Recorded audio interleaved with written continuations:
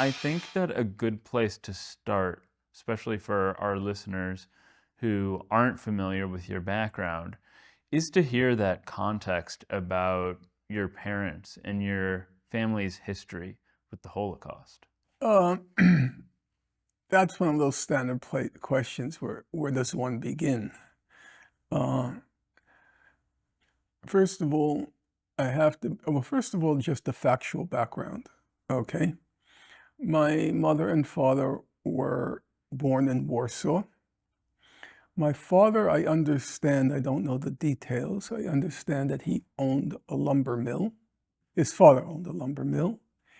I know that he had a sister and a brother, but I don't know anything more than that. I never asked him. If you asked me why, and I never asked my mother, the answer is very simple. It was fear. I didn't think I would be able to emotionally handle the outpouring of grief that would result from me asking those questions. I can be persistent, but this is a case where I didn't want to be persistent because I was so afraid of what would come out. So I know he had a brother and a sister.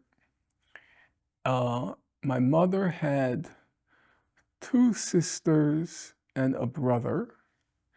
I know that because pictures.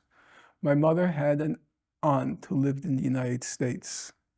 So my mother's mother sent pictures to her sister. So they survived the war. Of my father, there was nothing. And there were no relatives. Everybody was killed except on my mother's side, my mother, and my father's side, my father. Everybody else was exterminated. So they grew up in Warsaw. They were in the Warsaw Ghetto from 1939 or 1940. They started building the wall in the ghetto in Warsaw in 40 until 1943. In 1943 was what's called the Warsaw Ghetto Uprising. And then the survivors. Now, my parents were not in the uprising. I always want to make that clear because I don't want to misrepresent who they were. I think my mother's sister was part, but I don't know the details, never asked. After the Warsaw Ghetto Uprising, the estimates are about 20 to 40,000 Jews survived, and they were deported to Majdanek. They were all deported to Majdanek concentration camp. Now it seems, I don't know the details, my mother knew my father before the war. And one vivid recollection I have was my mother saw my father's sister in Majdanek. I guess the women were separated from the men, so my father didn't see her, but my mother saw her.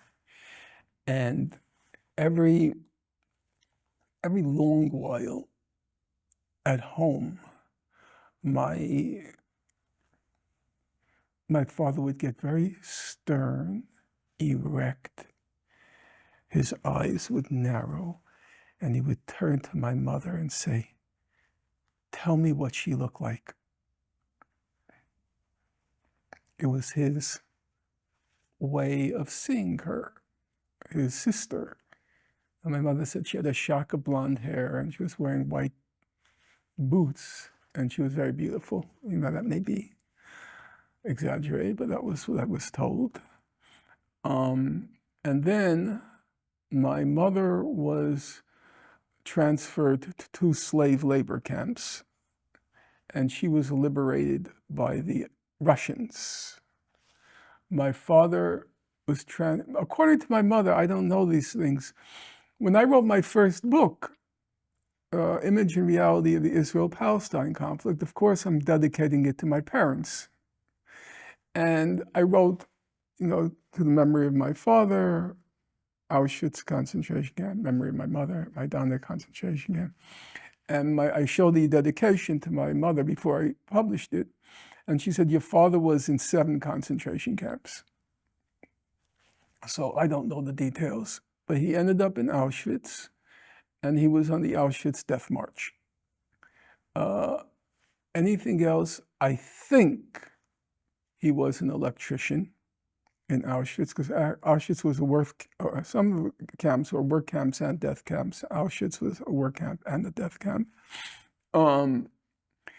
So I remember when we were growing up, whenever there was problems with electricity, I remember it was much cruder back then. So you were always afraid of getting electrocuted. That was very real. My father would take a pair of pliers and just put it right in. Dad, what are you doing? Where are your rubber gloves? He was absolutely fearless. If you survive being an electrician in Auschwitz, you know how to do anything. Same thing with health. My father was one of those, typical Jewish father. Gets up at 6 o'clock in the morning. No alarm clocks. Alarm clocks were a luxury back then. And we didn't, it was a fancy, like color TV alarm clock. Yeah, really. So, but, workers didn't need alarm clocks. He just had the internal clock. So he gets up at 6 and off to work, and there was no question about him oversleeping. That never happened, literally, I can tell you, it never happened. And he worked 6.5 days a week. On Saturdays, he worked till 2 o'clock. Once he came home, believe it or not, he had 106 fever, 106. Well, for that, Wow. that was like a death sentence. And my mother, we don't call doctors. Even though that back then, doctors made house visits. You didn't go to the hospital. The doctor came to you. No hospital. She would say, Norman, get this. Richard, get that.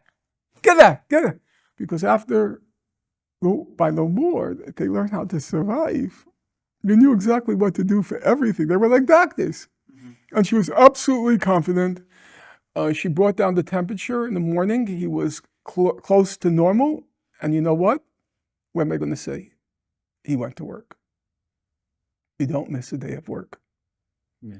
He went to work. Now, is that the immigrant mindset, or is that? Oh, no, I think that was being Jewish, a Jewish worker. I mean, it's a Jewish ethic, I believe that. I believe, cultures have impacts. And it was, but I'm sure it's other things, it's a mixture, obviously, but that's a component.